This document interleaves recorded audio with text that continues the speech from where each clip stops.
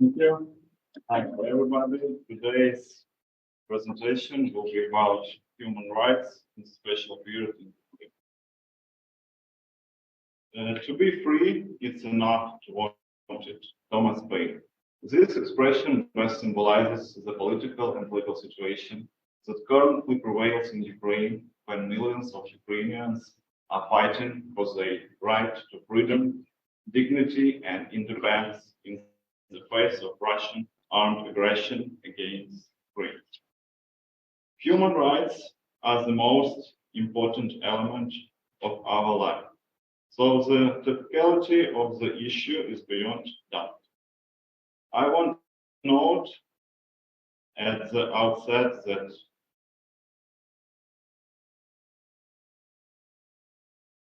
writing this report was the most difficult task for me because it brought up many powerful emotions that I feel about my country and home city. I had to experience these emotions over and over again while writing. So the writing of the report was accompanied by numerous interruptions. It would seem that the topic of human rights is so researched and covered that it's quite difficult to allow the possibility of new discoveries. But February 24, 2022, when Russia invaded Ukraine, marks a new stage not only in the history page of all mankind, but also a challenge for the whole world. Do human rights that were acquired with blood and lives of our previous generations really exist in this situation? In the era of declaration of human rights and democratic freedoms, it's difficult to imagine that the war is possible in the heart of Europe. As a homeland with fundamental ideals of many world-famous thinkers like Immanuel Kant, Jean-Jacques Rousseau, but it happened on February 24, 2022. You can see the degree of Ukrainian heroism by comparing two maps. Ukraine, which is 16 times smaller in area. For comparison, its size is approximately the area of the province of Alberta. And Russia, which is the largest country in the world and twice the size of the territory of Canada, with the population who exceeds Ukrainian by almost 5 times. Today's report is a synthesis of the exciting scientific knowledge about human rights in Ukraine, their features, the genesis of human rights at the international level, and their implementation in the condition of the war, which today has been going on for more 450 days as a heroic resistance to Russian aggression. As a search for freedom of the Ukrainian people and as vivid example of Ukrainian defending their rights and freedoms. A few words about the genesis of human rights in Ukraine. In 1991, Ukraine gained independence after the collapse of the Soviet Union. And at the international level, it was recognized by all the countries of the world, among the first of which were Poland, Hungary, Canada, and Russia. According to the adopted constitution of Ukraine, our state is democratic, legal, and social state, where the people are the only source of power and bearer of sovereignty. Despite the fact that Ukraine belongs to a Roman Germanic legal system, has joined the Council of Europe, which includes member states which combine features of both continental and Anglo-Saxon legal families. And is signatory to the European Convention on Human Rights, there is still further need for legal reforms. Having ratified the convention in 1997, Ukraine undertook to comply with the decision of the European Court of Human Rights, considering the fact that the European Court is the only one body authorized to give an official interpretation of the norm of the convention. The impact of its practice on domestic legal activity consists in making appropriate changes to Ukrainian legislation. Also, its act, in particular, in the form of recommendations, do not impose a general obligation.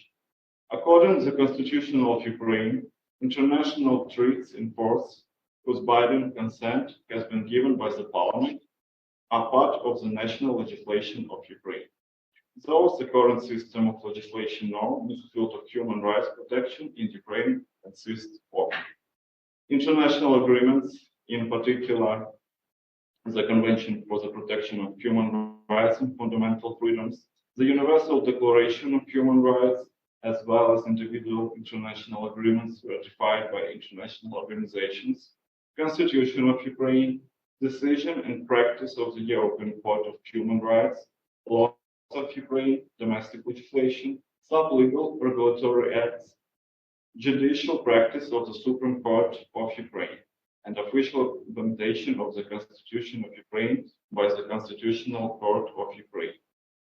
However, the current system in the field of protection of human rights and freedoms in Ukraine interests with international human rights law and human rights jurisprudence emanating from various jurisdictions because the vast majority of norms were borrowed from the international legal space and were developed by Ukraine as one of the founding states of the United Nations.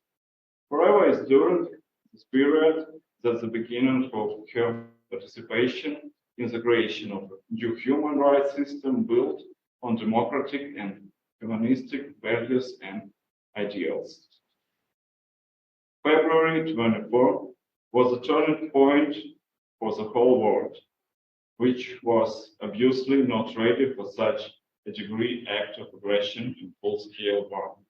And if it's abuse for Russia to neglect human rights, the normal of international law, violation of the territorial integrity of Ukraine, sovereignty, then the Ukrainian state continues to fulfill its obligations to protect territorial integrity, human rights, as well as international obligations, in particular regarding Ukraine's application to join to the European Union. The bombing of Ukrainian settlements, the temporary occupation of some of them, the temporary seizure of the Chernobyl and Zaporizhzhia nuclear power plants, the destruction of both infrastructure and residential buildings puts the very life of millions of people at risk. And the behavior of Russian army in the temporarily occupied territories made it possible to speak about the genocide of Ukrainian people. It's quite obvious that under such circumstances, martial law was introduced in Ukraine according to the presidential decree of February 24, 2022. Accordingly, the state of war was proposed the possibility of significant restriction of human rights, given the lack of experience of the functioning of public authorities in such conditions. The problem of ensuring human rights under martial law in the whole world is unscientifically researched. Today, the majority of states have recognized the existence of natural human rights. This, in turn, calls the need to implement the principle of the state for people and not people for the state, because the rights and freedoms of a person and their guarantees determine the content and direction of the state's activities. The state is responsible to the people of its activities. Affirmation and provision of human rights and freedoms is the main duty of the state. This provision is of a particular importance when ascertaining the provision of human rights under martial law.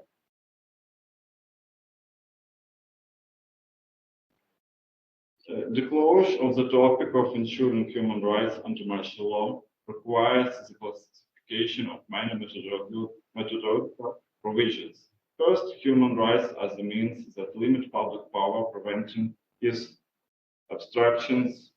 That is why human rights are a characteristic feature of a democratic legal regime. Authorization and totalitarian regimes do not recognize human rights and gives primacy to the will of the state. Right exists only when the government concentrates them, ensuring them in the text of a normative legal act. At the same time, it's mostly about socio-economic rights.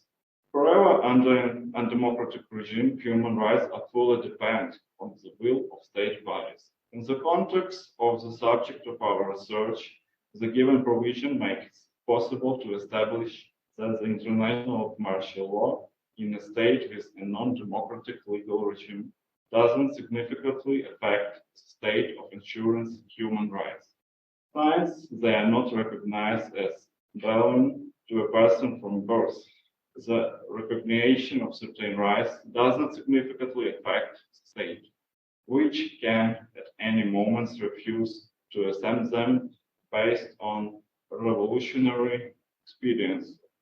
Secondly, a state with a democratic regime will not initiate armed aggression against another state.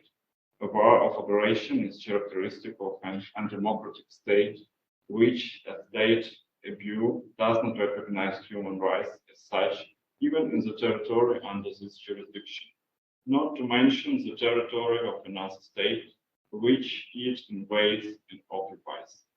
That is why the conclusion is obvious if we are talking about insurance rights, including in one-time conditions, then we are talking about a democratic state. This doesn't mean that person representing totalitarian public power cannot be subject to international legal measures aimed and punishing them for human rights violations. We recall in particular the tribunal against the president of Yugoslavia, Slobodan Milosevic, and we accept punishment for Putin as a result making a decision by international tribunal. Considering the fundamental nature of the outlined issues, we should consider the legal and constitutional implications of the current situation in Ukraine.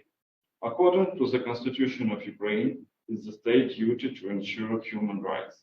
At the same time, it notes that human rights are the phenomenon and determines the direction of the state's activity. Its function, orientation, and the state itself is responsible for the implementation and affirmation of human rights. Based on this postulate, it's possible to draw an unbiased conclusion that martial law cannot be used in order to abandon the state's duty to ensure human rights. The modern theory of human rights, which was formed within the framework of international legal culture, provides, among other things, the division of rights according to the criterion of the possibility or impossibility of their limitation into absolute and relative. At the same time, absolute are such human rights that cannot be limited under any conditions. This provision is fully implemented in the approach to ensuring human rights in Ukraine. Thus, according to the Constitution of Ukraine, human rights may not be limited except in cases provided by the Constitution of Ukraine. Let us emphasize that this prescription indicates the normative basis for the restriction of human rights, the Constitution of Ukraine. That is not law or sub-legal regulatory acts, only the Constitution as an act of the constitutional power of the people, which established the powers of public authorities.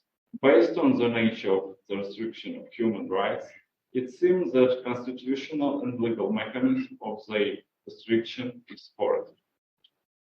According to the Constitution of Ukraine, under condition of martial law or state of emergency, separate restrictions of rights and freedoms may be established with an indication of the period of validity of these restrictions. But the rights and freedoms provided for by individual articles of the Constitution may not be limited in particular. The right to equality of constitutional rights and freedoms before the law, the right to life, the right to freedom, the right to legal protection, and separate. That is, there are those human rights and freedoms that cannot be restricted even under martial law. It's quite obvious that this list doesn't consist of a few rights, but contains a whole series.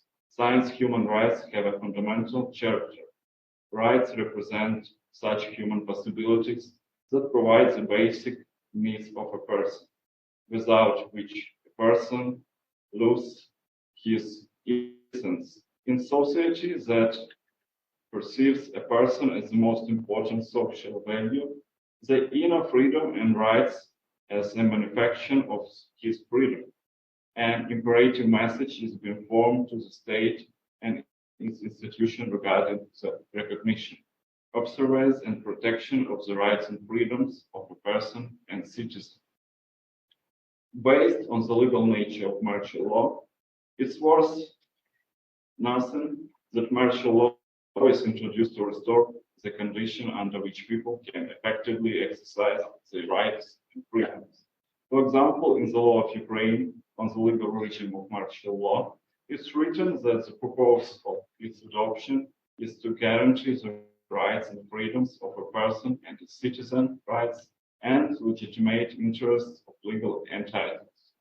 Those, for example, the Supreme Court of Canada, when interpreting Section 1 of the Canadian Charter of Rights and Freedoms, which declares that rights and freedoms are guaranteed and may be limited only within reasonable limits under the law, which can be demonstrably justified in a free and democratic society, emphasized that the values and principles inherent in a free and democratic society include the dignity of a person from the moment of his birth, commitment to social justice and equality, the diversity of a wide range of worldviews and beliefs, respect for culture and group identity, belief in social and political institutions through which individuals and their associations participate in their affairs of society. Based on this view, it can be concluded that human rights can be limited only for a limited time and only within those limits that will not affect their essential content, which directly follows from the provisions of the legislation of the democratic state of the world. Also indicates the non-imperative nature of the prescription on the restriction of human rights under martial law. Thus, the public authority in each specific case, which requires the introduction of martial law, must determine those rights that will be limited under the given conditions. It is noteworthy that in Ukraine, since the declaration of martial law in February, deviation from the outlined rule have been sporadically observed, in particular by the decree of the President of Ukraine, date February 24, 2022, martial law was declared for a period of 30 days, which has been continuously extended until now. However, it's important that the decree ensures the norm that constitutional rights and freedoms of a person can be limited during the period of the legal regime of martial law. But it's not specified which rights are in question and in what connection.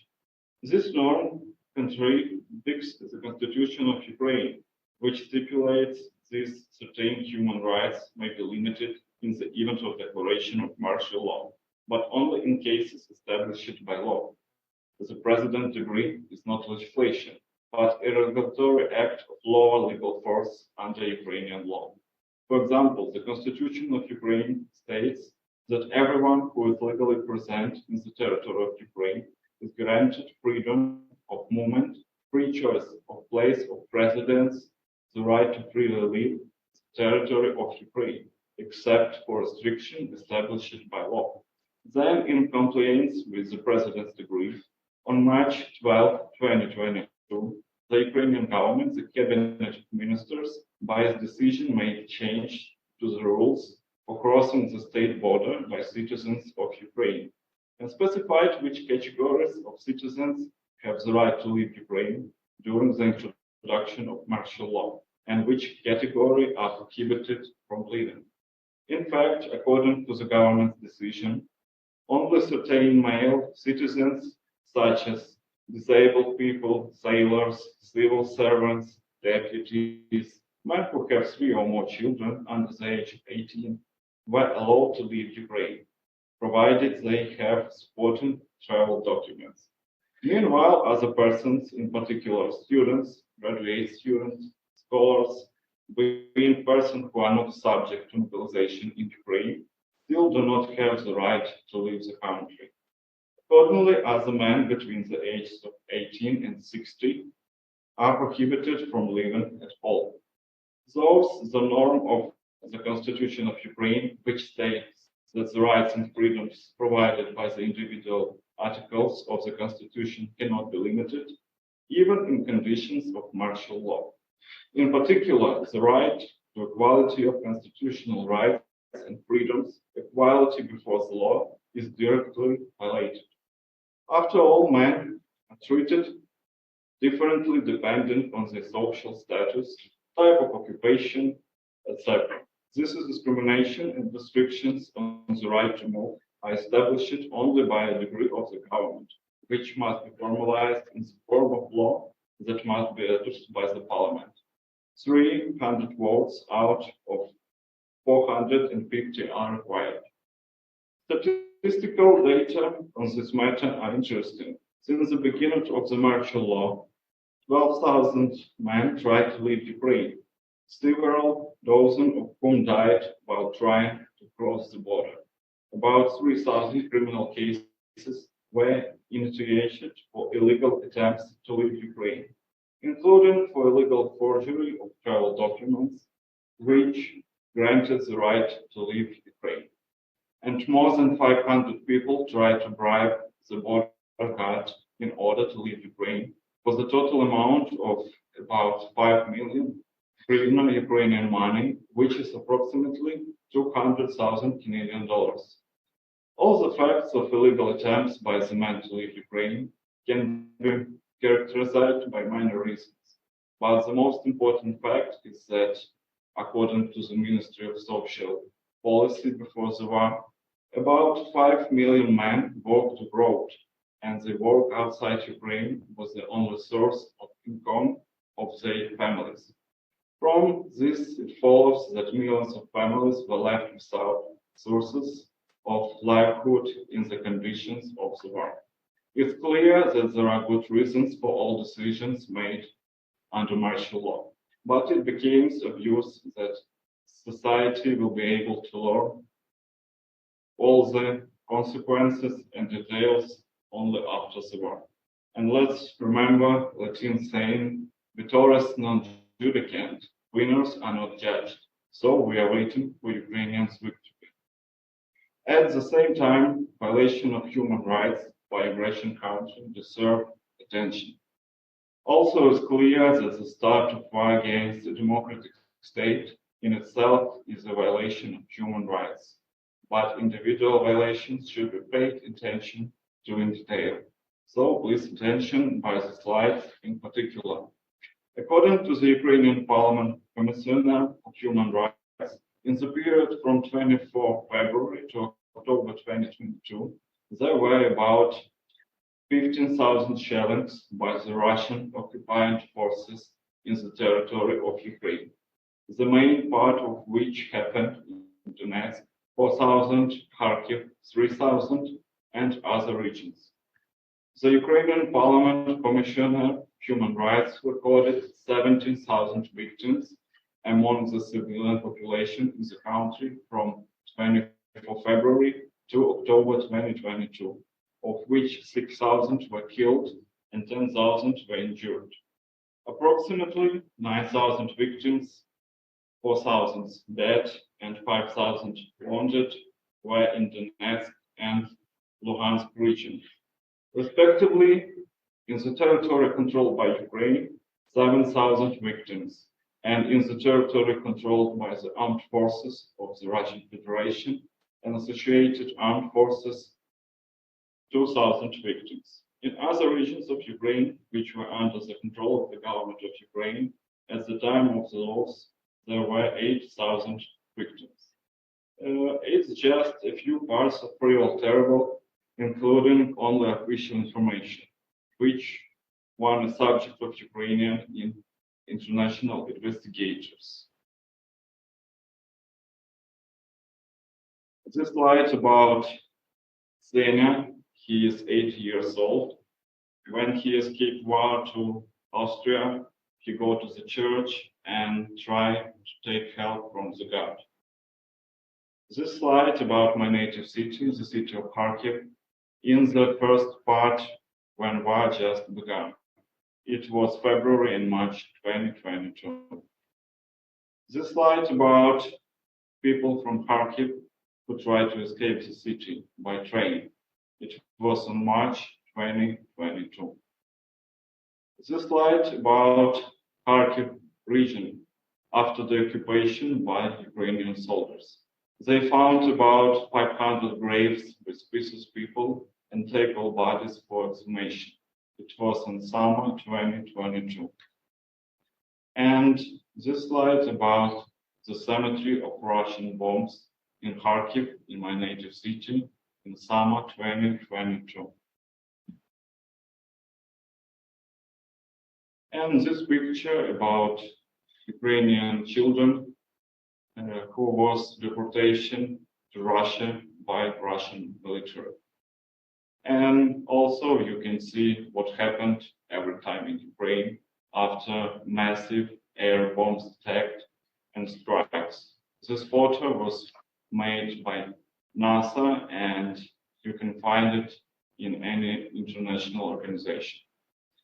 Also, I want to show you how life of millions will change before war and after, making a very simple example by metro.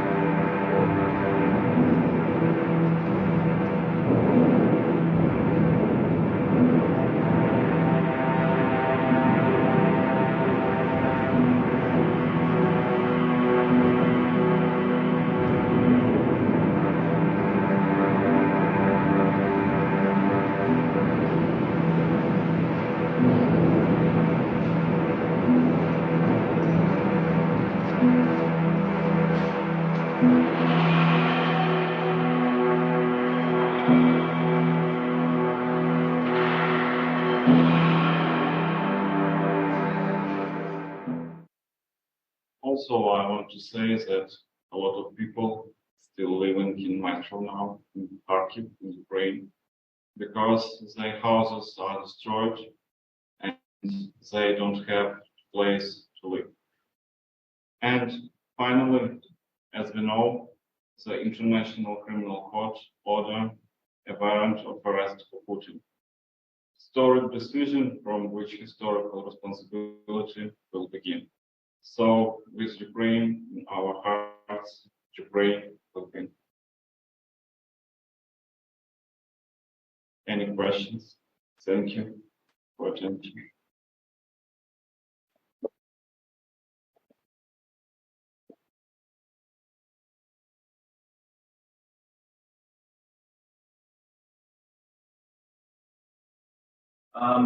I have a question about the role of Parliament at the present time. I mean, most of the media reports center around the president and his foreign relationships and his press conferences, but I'm wondering to what extent domestic political institutions are involved in discussions around public policy or presidential decrees, that oversight of the executive branch.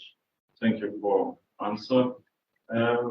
I must to say that Ukraine was many years like parliament presidential republic. So it means that a lot of power was not in president's position, but parliament. But when the war was begun, president has policy to invitation to make a decision to take a martial law, but it must be agreed with parliament.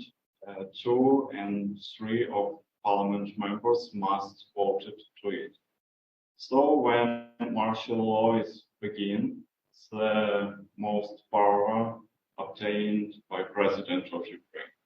It means that he can do everything, of course, by the legislation of Ukraine, but nobody can limitation or something else with the power now. And every month, martial law must be continuous in Ukraine because presidential document can be consist for 30 days or 3 months. And when war just began, every month he take a decision to continue it for 30 days, but now the situation has changed and it continues for 3 months every time. So, yeah, the most power in president, of course. And also I want to say that the last attorney in Ukraine, where president became his position, consists that president, parliament, members from his political group, more like half of Ukrainian parliament. So it means that all decision can be from president because he has more like a half members in parliament from his group. I have a question from Peter Segedi in the chat, which I can read off here. I have a question about the right to housing, which apparently cannot be limited even during a state of emergency. How was the right to housing implemented before the war and now during the war? Thank you, Peter, for question. It's unusual, very interesting. I must say that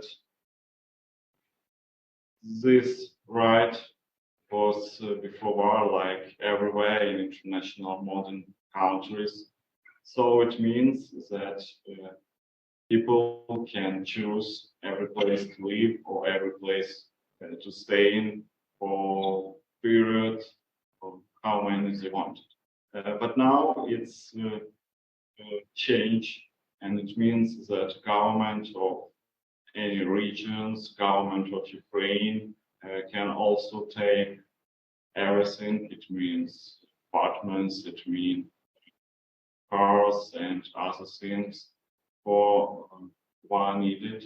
And also, as it was in my presentation, there are a lot of limitations, including rights about human placement.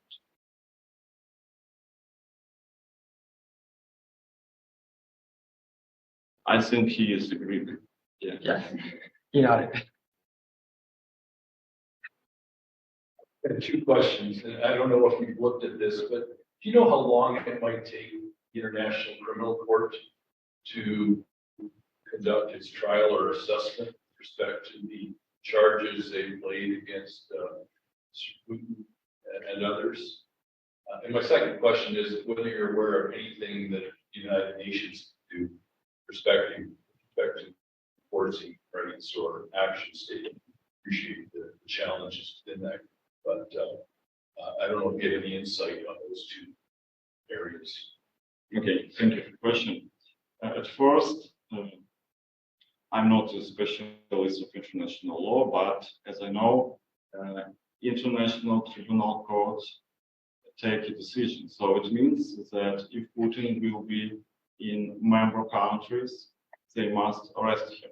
So that's why a few weeks, a few months ago, it was a lot of news about his arriving to one country, which was a member of International Tribunal Court. And as we know, Putin just can choose his place to post-Soviet countries like Turkmenistan, like Kazakhstan, so or Belarus, of course. So very friendly countries who are not a part of international court. And also, as we see, he didn't go for any countries, European or countries with democratic regime by the international law. And I'm not sure about the last question because it wasn't my field of research, but I will check. And of course, I will send you.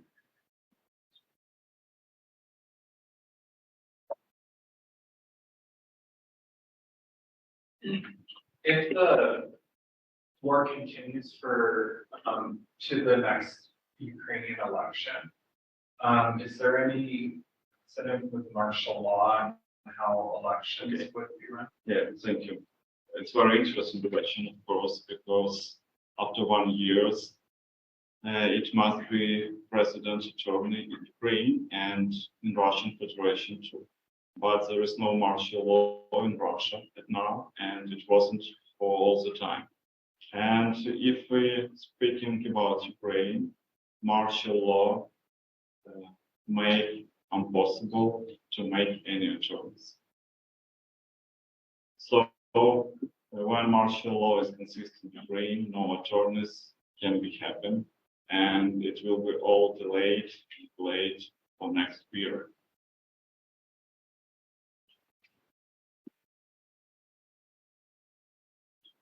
Thank you for everybody for support and coming. Thank you.